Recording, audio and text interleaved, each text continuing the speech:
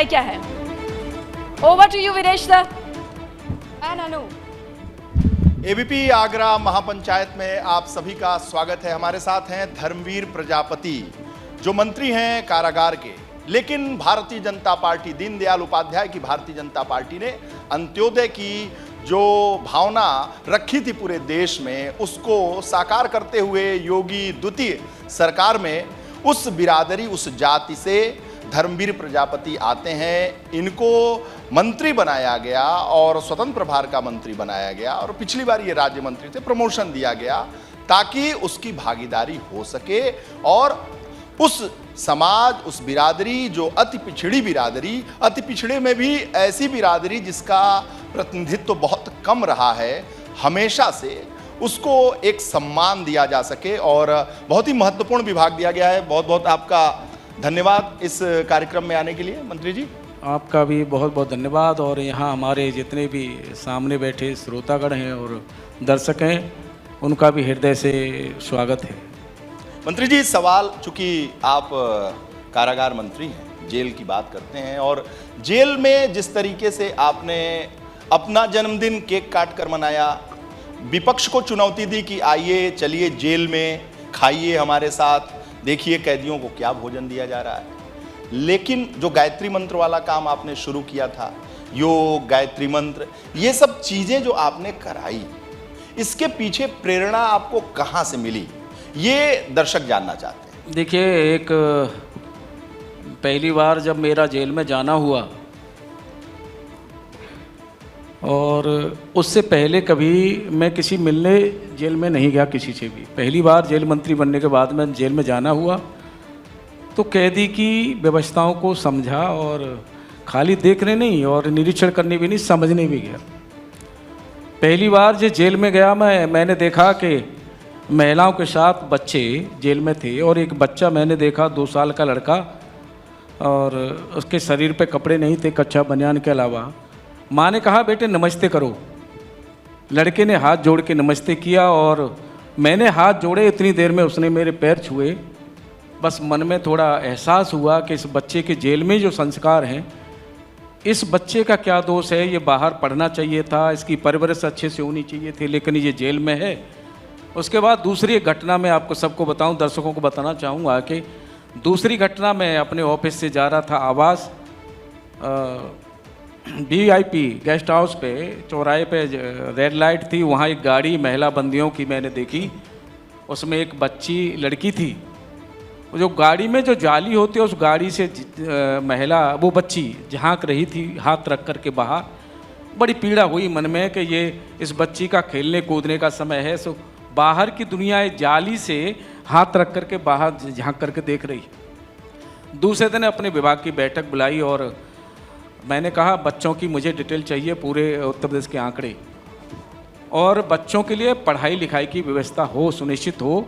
मैं आपके माध्यम से सभी दर्शकों को बताना चाहूँगा, उत्तर प्रदेश की जनता को बताना चाहूँगा कि आज उत्तर प्रदेश की 42 जेलों में उन बच्चों के लिए शिक्षक नियुक्त हैं, और जिन जेलों में शिक्षक नहीं हैं उनमें वो जेल के हमारे महिला और पुरुष जो रक्षक हैं, वो उनकी पढ़ाई लिखाई की व्यवस्था कर रहे हैं। और उसके साथ साथ ही हमने निर्देश दिया कि बच्चों के खेलने कूदने की व्यवस्था भी हो, क्योंकि बच्चे पढ़ें और पढ़ने के बाद खेलें कूदें तो माँओं के साथ जो बैरोग में माँओं की जो चर्चा होगी, उसका प्रभाव बच्चों के दिमाग में न पड़े, वो व्यवस्था के लिए हमने किया। और अभी एक कल बहुत बड़ा आस्था का, हमारी बहनों का आस्था का पर्व गया है। कल परसों हमारे दिमाग में आया कि एक हमारी मातृ शक्ति का एक बहुत बड़ा पर्व है, पावन पर्व है। हमने एक निर्देश दिया कि सभी जेलों में महिलाओं को और जो पुरुष हैं बाहर से, जो उनकी पत्नियां अगर मिलने आना चाहें करवा चौथ के व्रत पर, तो उनको समुचित मिलने की व्यवस्था, और चंद्रोदय के समय जो बंद महिला हैं उनको पूजा अर्चन करने की व्यवस्था समुचित की जाए। तो मुझे खुशी है, और मेरे पास जो फोटो और वीडियो आए हैं कि पूरे उत्तर प्रदेश की जेलों में इस तरह का भव्य आयोजन महिलाओं के सम्मान के लिए किया है। बहुत बड़ा अवसर एक कल देखने को मिला है। अभी एक अधीक्षक हमारे आगरा के हमसे मिले, वो बता रहे थे कि हमने जो महिलाएं थीं जो व्रत रख रही थीं उनके लिए फिरोजाबाद से चूड़ी भी मंगाई, सारी व्यवस्थाएं हमने की। 85 महिलाएं ऐसी थीं जिनके पति भी जेल में थे। पहले अगर मैनुअल की व्यवस्था के अनुसार देखा जाए तो मिलने की व्यवस्था नहीं थी, लेकिन इस बार जो है उन पुरुषों को और महिलाओं को पूजन अर्चन करने का एक साथ अवसर दिया है। ये बहुत बड़ी उपलब्धि हम लोगों ने की है। और अगर बात करें, हमने तो 81 साल का जेल का मैनुअल बदला है। हमने देखा है कि युवा जेलों में युवाओं की संख्या बहुत है और वो भी गरीब परिवार के अधिकतर संख्या में है। उनके लिए स्वरोजगार से जोड़ने के लिए हमने व्यवस्था की है कि एमी शेमी से उनको साथ ट्रेनिंग कौशल विकास से हमने जोड़ा है। ये इसके पीछे एक रहस्य हमारा ये है कि जो नौजवान लड़के हैं, किशोर बच्चे बहकते हैं और कहीं न कहीं घटित घटना में और वो अपराधी बन जाते हैं, उनको आगे अपराध से रोकने के लिए ये हमने व्यवस्था की है कि जेलों में उनकी ट्रेनिंग व्यवस्था कराई जाए, वो स्वरोजगार से जुड़ें तो बाहर जाने के बाद बाहर दुनिया अपराध की दुनिया में दोबारा वो प्रवेश न करें। ये व्यवस्था हमने की है। और रही बात, आपने बहुत अच्छी बात पूछी है गायत्री मंत्र महामृत्युंजय मंत्र के बारे में। तो जब पदभार मिला था उस समय नवरात्र आने वाले थे, तो मैंने भी सोचा कि नवरात्रों में ही पदभार ले जाए, लेकिन कोई शुभ काम ऐसा पहला हो, इससे एक संदेश भी अच्छा जाए और शुभ काम पहले। तो मैंने जो है गायत्री महामृत्युंजय मंत्र का निर्देश दिया। उसके पीछे खाली ये नहीं था कि मंत्र पढ़ा जाए, उसके पीछे एक रहस्य था। वो मैं रहस्य आपके माध्यम से सभी हमारे दर्शकों को बताना चाहूँगा कि उसके पीछे रहस्य ये था कि बंदी बैरक में बंद रहते हैं तो आपस में वही चर्चा करते हैं कि मैं इस केस में हूँ, मैं तुम इस केस में हो। और कभी कभी पहले सुनने को मिलता था कि छोटा अपराधी बड़ा अपराधी बन जाता है, बाहर के बड़ा अपराध कर लेता है। तो उनकी वो चर्चा आपस में जो रहती है, उनके दिमाग में वो घर कर जाती है।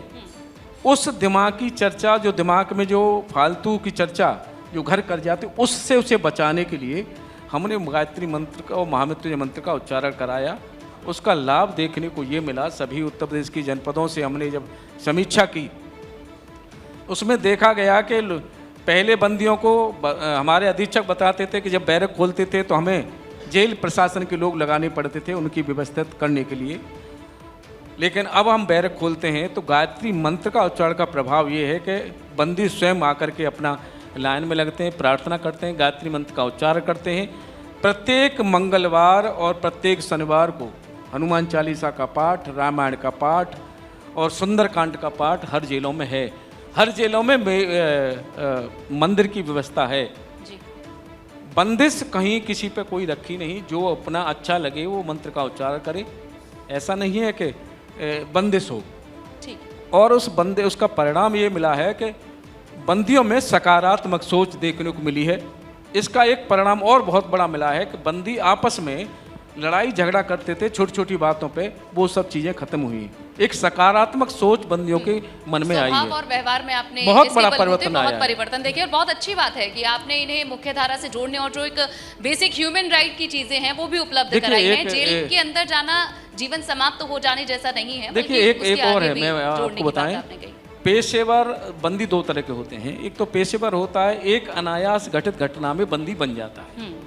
पेशेवर कैदी के लिए हमारी ओर से कोई छूट नहीं है, जो पेशेवर है जी। लेकिन अनायास घटित घटना में कैदी बन जाते हैं, ठीक, उनको प्यार से, धार्मिक भावना से, उनको उनके परिवार से कनेक्ट करके उनको सुधारा जा सकता है।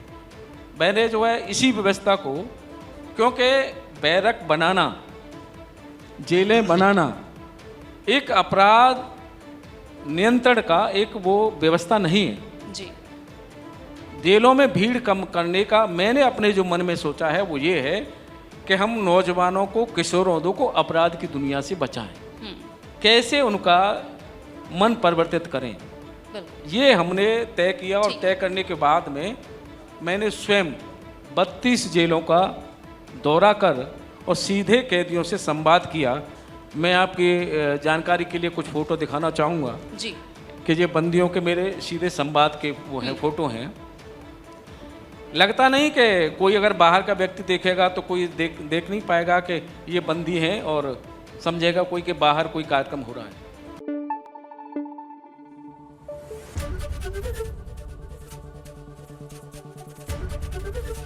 एबीपी गंगा, खबर आपकी, जुबान आपकी।